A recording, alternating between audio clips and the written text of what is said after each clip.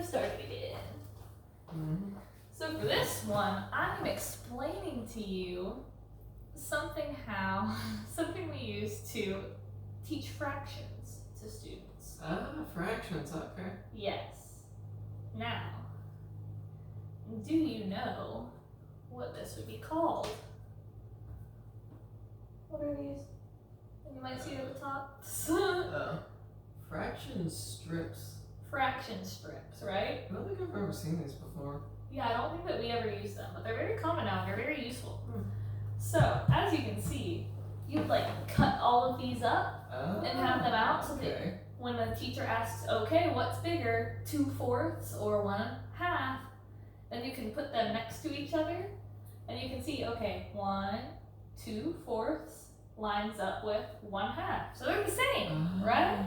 So you can use these different strips to compare.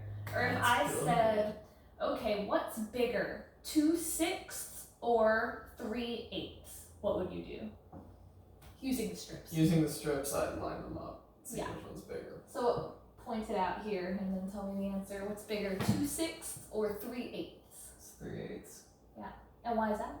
There's 2 right there, and then right below it is 3, and that second one's kind of in the middle of that last 8. Right, exactly. And so we would be sure to point out that the 1 represents the whole. All of these things added all together equals 1. Right. Which is kind of hard to understand if you've only worked with whole numbers before, you know? Right. Oh, there's something in between 0 and 1?